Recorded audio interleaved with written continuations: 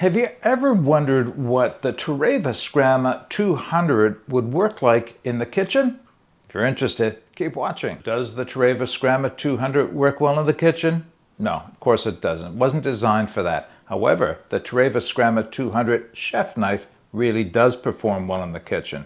So I've owned this knife now for well over a year, and I think I'm ready to give you my thoughts on using it. What I thought we'd do is I'd start out by giving you a few specifications for this knife, and then talk about my experiences with it. All right, let's get started. All right, I thought I'd start by giving you a few specifications for the Terava Skrama 200 chef's knife. So overall length 13.8 inches, 350 millimeters.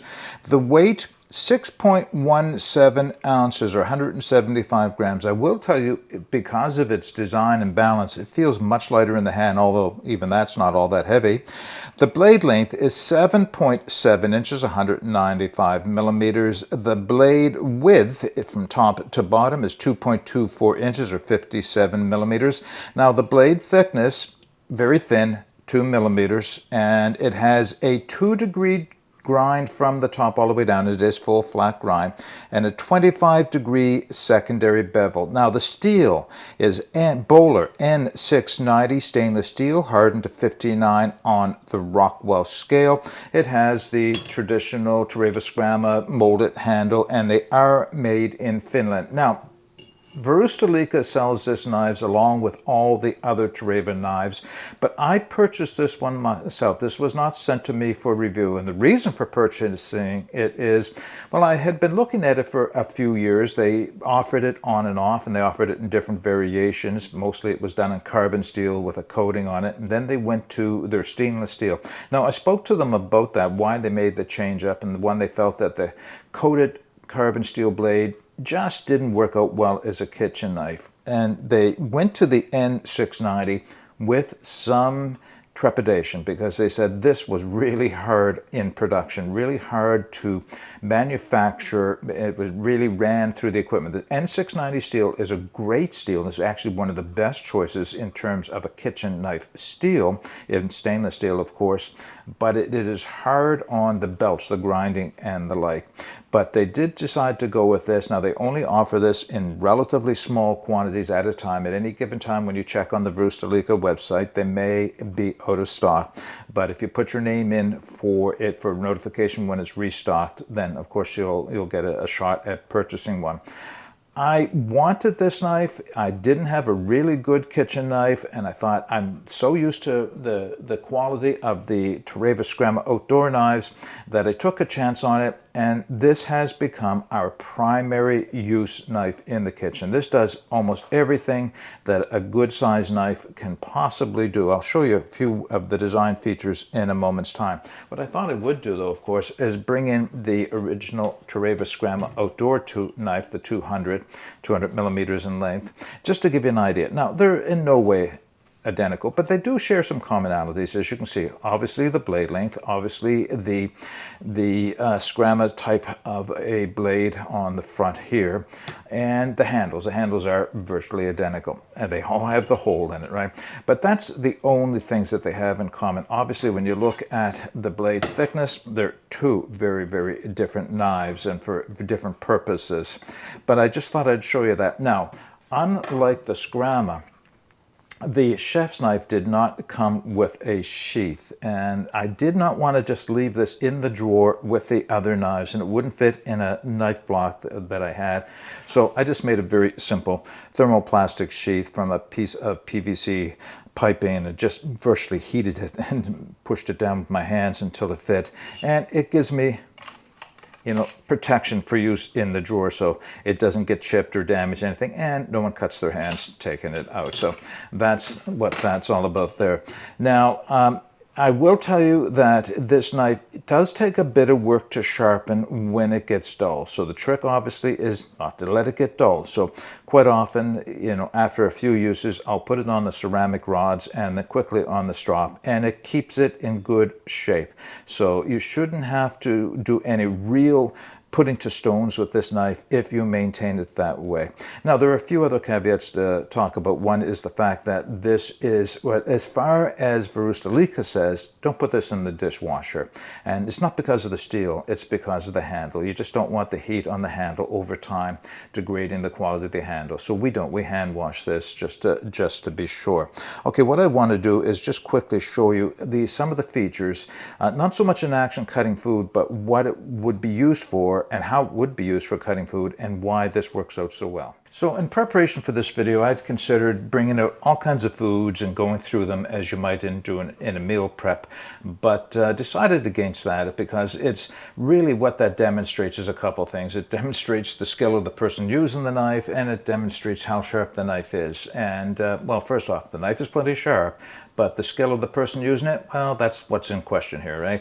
But I can show you the techniques I use when I do use this knife, and those of you who use kitchen knives on a regular basis should be able to determine from my demonstration how you would best use this knife. So one of the first things I liked about this, obviously, this knife arrived and I was struck by the similarities between this and the outdoor version of the Terava Skrama 200.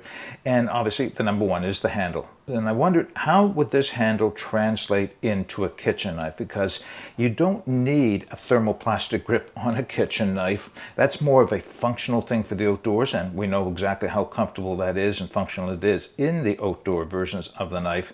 But what would it work like in the kitchen?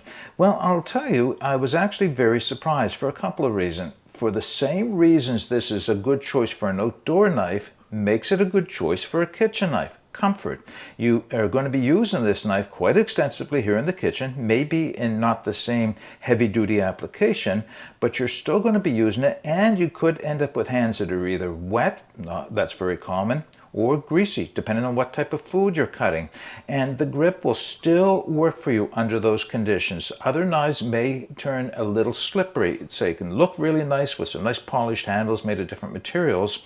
But if you're actually going to be putting a knife to hard use in the kitchen, you want one that you know you can count on to remain stable in your grip. And that's what this grip has always been all about on the Terava knife. So I still think it works well. The other thing is, this is a grip with the shape here in the forward that I really appreciated using out in the woods, because it allowed me to get so far forward on the knife that I would have been, well, let's just do it with the 200, it makes more sense. I could use my grip so far forward like this that when I was carving and doing any feather sticking or any wood, my hand was virtually on top of the edge right here. And that was because of the way it was shaped. I had not considered how well this would work on a kitchen knife.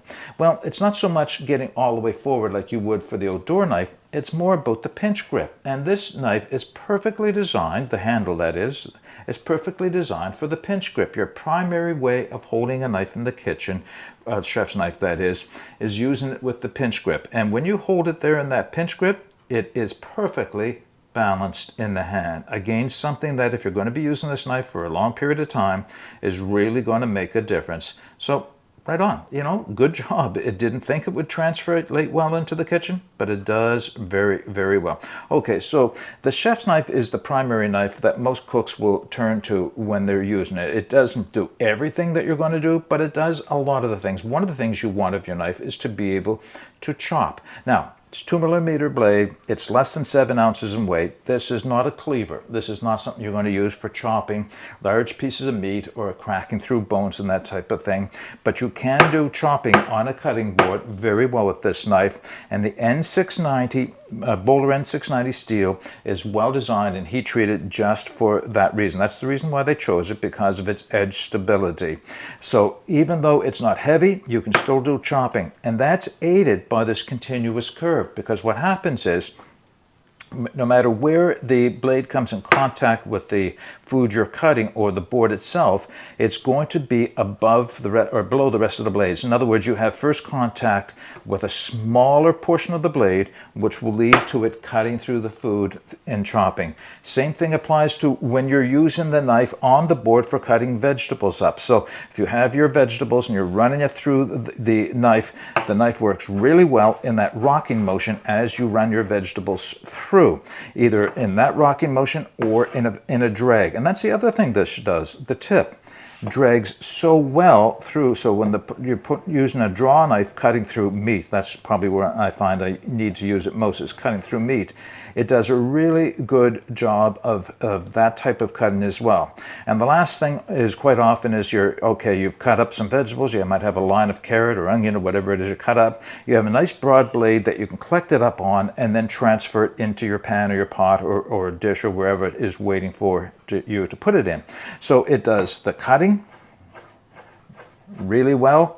It does the work. You can do slicing work with it very well, but primarily I'm using it either in that motion or in the draw cut motion, and it just feels like a natural extension of your hand. Just a short video so I could introduce the Terava Skrama 200 chef's knife to you. If you had been anything like I was and had seen this on their website and wondered what it was all about, well, I did decide to put the money out and purchase it for myself, and I'm glad I did. I had not thought about bringing it for review because it's really outside of what I would normally bring out as a knife review, but having used it for that long, I thought you may well be interested in learning a little bit more about it. Okay, if you have any comments or questions, put them in the comments section below. I will, of course, put the link to where you can take another look at this knife in the video description, as well as its specifications. But until next time, get out and explore and take that path less traveled, because it will make all the difference. Bye for now.